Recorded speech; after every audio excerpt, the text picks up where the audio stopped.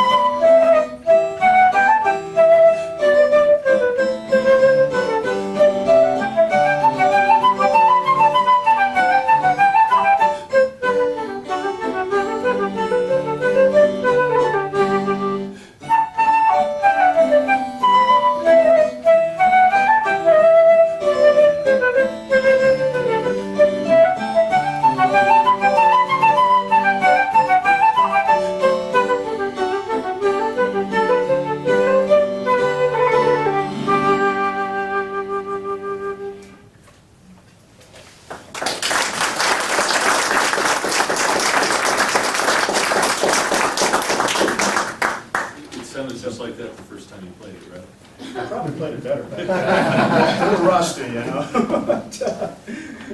But anyway, so it was in the fall of, I think that was in 7th grade. So in the fall of 8th grade, we were starting to have tryouts for concert band. Symphonic band, I think it was called. And of course, I was a new guy. So they sent me way in the back.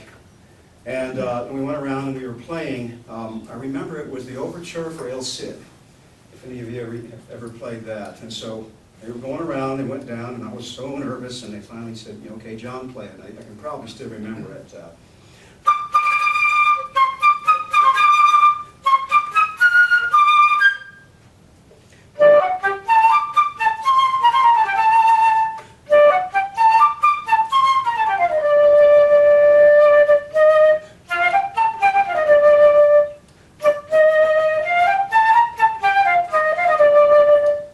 that. Anyway, so it got to my turn and I played it. And Mr. McClure looked at me, said, Mr. Newkirk, you pick up your flute, you pick up your music, and you move right to that first chair right there. Everybody else move down. And that changed my life, all right? Because I've been practicing all summer, and it may not seem like a big deal to us grown-ups right now, but to me, that was incredible because I finally realized that maybe me, this awkward 12, 13-year-old kid, who didn't really have many friends, didn't have any particular merits that I knew of, just maybe this little kid had a place in this world. So that was the beginning. And so I practiced hard, and I could tell myself, I could tell people that I am the first flute player of the Evergreen Junior High School Symphonic Orchestra, by God. And, you know, it sounds so provincial now, but to me, that was the center of my life. So I practiced, you know, I laugh about it now, but I practiced, and for the next few years I ate, lived, breathed, and slept music. And my idol was Jean-Pierre Rampal, French flute player. And so I got it in my mind I was going to write him a letter. You know, there was something on the back of a record that said, oddly enough, Mr. Rampal lives on Mozart Avenue in Paris. So I got out my pen and I said, to Jean-Pierre Rampal, the good flute player, Mozart Avenue, Paris, France.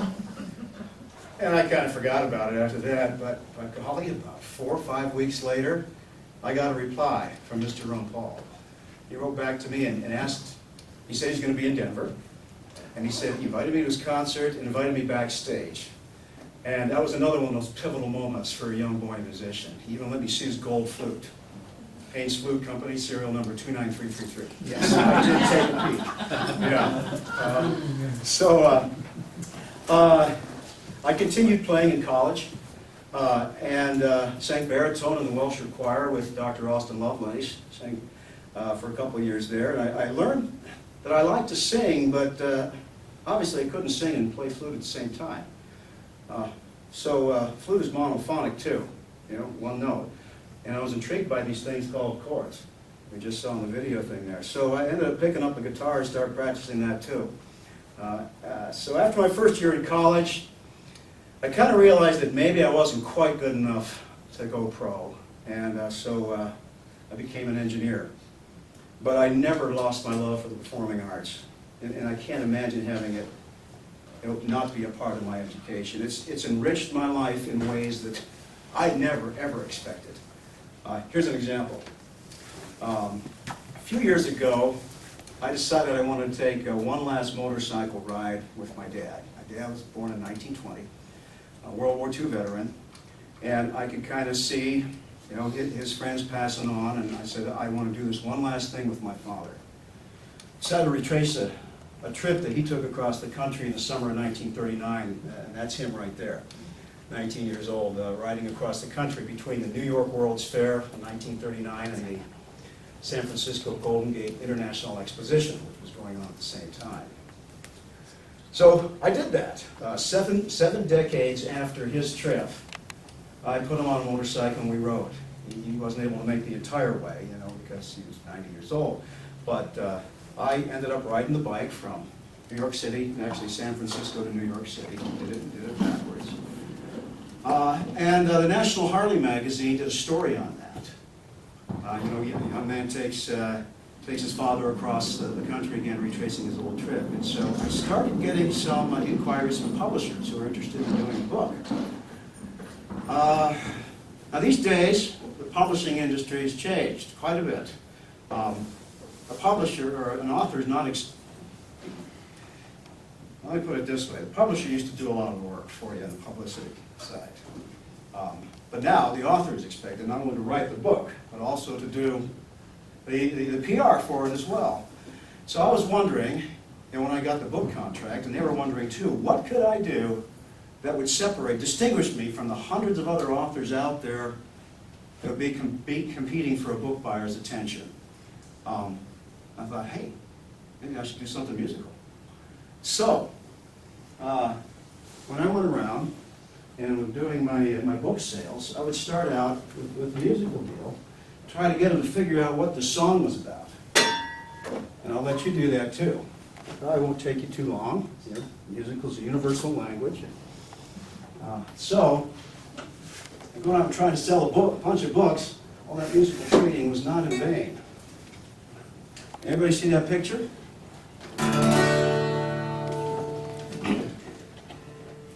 Maybe put your hand up when you figure out what I'm singing about.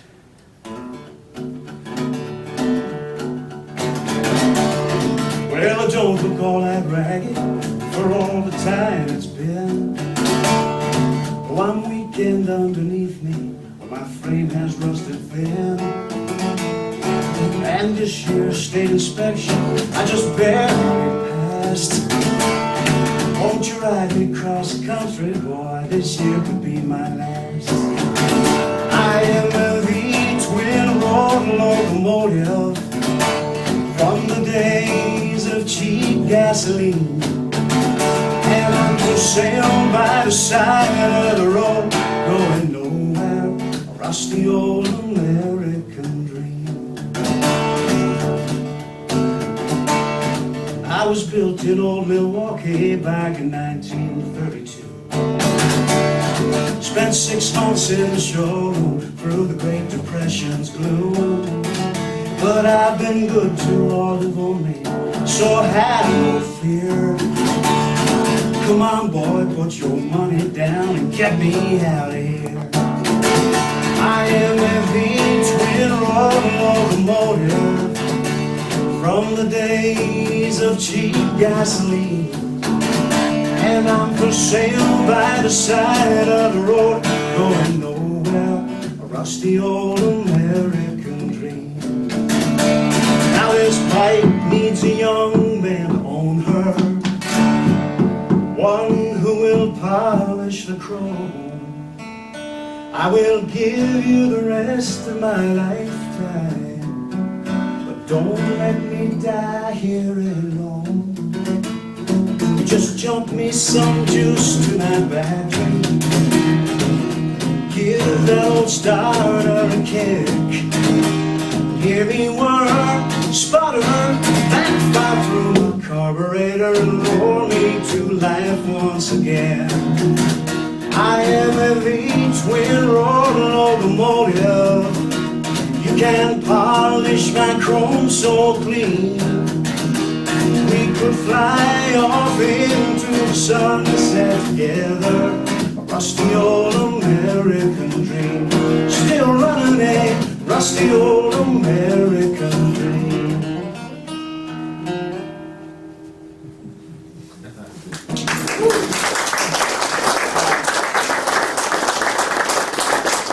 In all the book signings I've done, I've never seen another author sing. So I get that does give me a little bit of advantage when I go to these things. You know, I found that when I was writing this book, that music even influenced the way I wrote. You know, I would hear themes in my mind, and I would, oh, those glasses. I started wearing these things about 2 years ago. Part of this book was trying to see what my father felt about his country 70 years later. You know, he fought for it. He spent a few years in the South Pacific. I wanted him to be proud. And so when I finally ended up at my destination, I had already dropped my father off somewhere back in the Midwest, because I didn't want to bring him with me through all the cities and so forth. I was very much anticipating going to the site of the 1939 New York World's Fair, which is in Flushing Meadows in Queens, and there's still a monument there called the Unisphere. I was expecting to see all kinds of great hustle and bustle there, because if anybody knows the 1939 New York World's Fair, it was one of the most epic and monumental societal events of the 20th century. So when I arrived there on my motorcycle, I was a little bit disappointed, and all I could hear going through my mind was an Aaron Copland piece, one of his piano blues. And so when I tried to describe my feelings there in this book, The Old Man and the Harley, I actually listened to that over and over again when I was trying to craft the narrative there. So I'm going to ask Deb if she'll start playing that, and I will read a passage from The Old Man on the Harley. And of course, it's out of context because you don't know it's the end of the book. But this is how I felt when I arrived there, and I actually had those notes running through my head when I was doing this. So.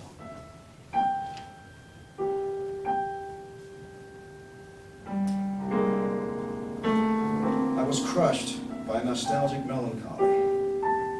Flushing Meadows Park lay deserted beneath a dreary steel-gray sky. The water fountains were bone dry, speckled with trash. The former fairgrounds were empty and desolate. No hot dog vendors, no couples holding hands, no herring, no salmon. A crusty row of dead crude trees encircled the decrepit New York State Pavilion, and other decomposing artifacts of the previous World's Fair. There was no Roosevelt here, no Mayor LaGuardia, no Mickey Rooney or Judy Garland, no Stuart Crossman, and no Jack Newkirk. The crowds who once flocked to this place had vanished. The hallowed ground of the 1939 New York World's Fair lay fallow, a mirror image of San Francisco's crumbling Treasure Island. I buried my head in my hands, and tears began to dot the concrete. My mind filled with the images of the old man, his valiant but futile efforts to ward off the ravages of time. He had asked me why I was taking this trip, and I'd given him some glib answer. But the underlying truth was clear now. My father was passing before my eyes, and I had no idea how to deal with it. I thought if I could take one final trip with him, one last journey through time, it would somehow make it easier to say goodbye. But I'd failed, because nothing makes it easier. I couldn't escape the inevitable. Someday soon, my father and the generation he represents will be gone. My body shook with sobs as I cowered beneath the unisphere glow like a fallen statue of Atlas. I sat inconsolable as gray skies sprinkled rain under the concrete and turned the area below me to a uniform patch of wet.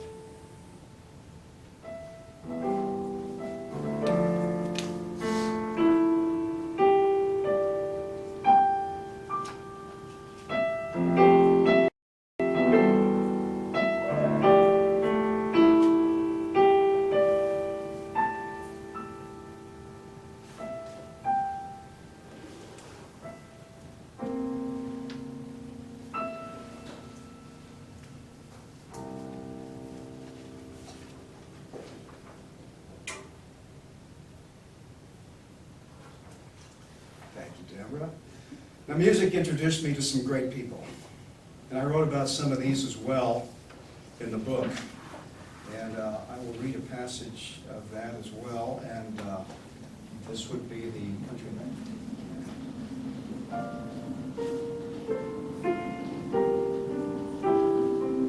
I hid behind one of the tall white pillars near the door as my date began to sweet-talk the bouncer and positioned her body so he'd have to look away from me. I slipped in Saratoga Springs Hall at just the right moment and entered the palatial reception hall, which had been decked out with tables covered in food, flowers, and ice sculptures. "Maestro," I said, extending my hand to conductor Eugene Ormandy. "Good to see you again. The orchestra sounded superb as usual." Why, said the confused conductor, "Thank you, young man." My date and I sampled the food and drink and began to explore the building. After a sweep through the hall, we poked our heads into a quiet side room near the rear. And there, sitting in an upholstered wingback chair, was Aaron Copland. Copland took a sip from his teacup and set it down on the table beside him. He nodded his head politely, almost as if he were expecting me. "Come in," said Copland. "Come in. I'm so happy to see young people at these concerts." Copland shook my hand and smiled and talked about some of his experience as a young struggling musician during the Great Depression. I told him I thought classical music was grossly underappreciated in America, and Copeland reluctantly agreed. "Are you a musician?" Copeland asked. "I play the flute," I replied. "And I'm very fond of your duo for flute and piano." "Ah," he sighed, "the duo. My final composition, you know." Aaron Copeland was about 80. Over the past few years, he'd been showing increasing signs of senility. To me, he looked poignantly feeble up close. This concert would prove to be one of his last, just as his duo for flute and piano was indeed his last extended work. "Tell me, young man," he said, "have you ever performed my duo?" "No," I said glibly. "No, I'm just an amateur. I probably couldn't do justice to your work, so I'm not even going to try." Copeland's expression immediately shifted from inquisitiveness to disappointment, as if I'd just hurt his feelings. He moved forward in his chair and took both my hands in his. "Nonsense," he said firmly. "Nonsense, my boy. Play my music. Play it proudly. Play it from your heart. As long as you play it from your heart, I know it will be wonderful." "I will," I promised. "I will play it." Aaron Copeland settled back into his chair. "Thank you," he said. "Thank you."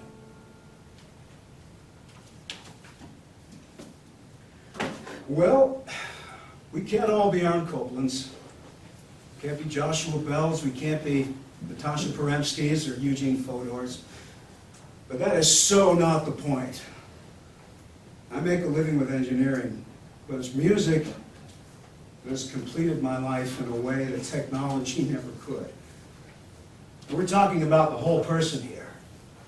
Music, arts, language, literature are as much a part of the human experience as anything scientific or technological. I've seen sometimes that teachers in music and the arts may not be as appreciated in a society that's so focused on reading, writing, and arithmetic. But who's to say what's more important? It's like saying a foot is more important than a hand, or the ear is more important than an elbow. Education is a body of knowledge.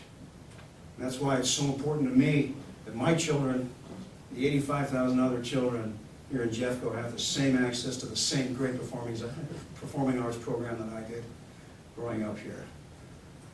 So you performing arts teachers, I don't want you to think for a minute that you're unappreciated. Don't ever forget that what you do can have a profound effect on students. From Joshua Bell down to an awkward 12-year-old like me. Don't forget that. But always remember, in this bustling society, that we're often tripping over our own technology. That you, that I, that we are the music makers. And we are the dreamers of dreams. We are the movers and shakers of the world forever, it seems. Well, thank you for coming tonight. It's been a great walk down memory lane here. I get choked up, obviously, but I understand there's going to be some Q&A after this. But I had a great experience in Jeffco, and I want that to continue for every other child that goes through the school system. So I'm not sure what's next on the agenda, Kent, but I'm done. All right.